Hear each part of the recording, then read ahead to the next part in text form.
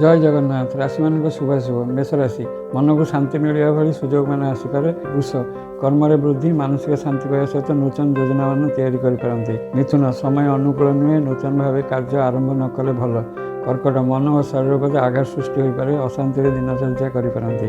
ସିଂହ, ପୂର୍ବାପେକ୍ଷା ସମୟ ସାମାନ୍ୟ ପରିବର୍ତ୍ତନଶୀଳ ହୋଇପାରେ, ନୂଆ ଆଶା ନେଇ ଅଗ୍ରସର ହୋଇପାରନ୍ତି। କନ୍ୟା, ମନର ଅବସ୍ଥାରେ ଟିକେ ପରିବର୍ତ୍ତନ ହୋଇ ଆନନ୍ଦ ଲାଗିପାରେ, କର୍ମ ତତ୍ପରତା ବୃଦ୍ଧି। ତୁଳା, ସନ୍ତାନ ସନ୍ତତିଙ୍କ ପାଇଁ ଚିନ୍ତା ଘାରିପାରେ, ନୂତନ ଭାବେ କିଛି ଭାବିପାରନ୍ତି।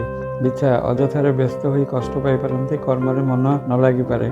ଧନୁ, ବେଶ୍ କିଛି ନୂଆ ଯୋଜନା ଖୁସି ଦେଇପାରେ, ବନ୍ଧୁ ଓ ସ୍ୱଜନମାନଙ୍କ ସହଯୋଗ ପାଇପାରନ୍ତି।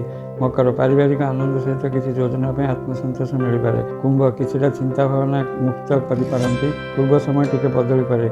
ମୀନ, ଅନେକ କିଛି ଭାବି କଷ୍ଟ ପାଇପାରନ୍ତି, ମନରେ ଆଘାତ ସୃଷ୍ଟି ହୋଇପାରେ। ବାଧାବିଘ୍ନ ରହିଥିବା ରାଶିମାନେ ସଙ୍କଟମୋଚନ ହନୁମାନଙ୍କ ପୂଜା କରନ୍ତି।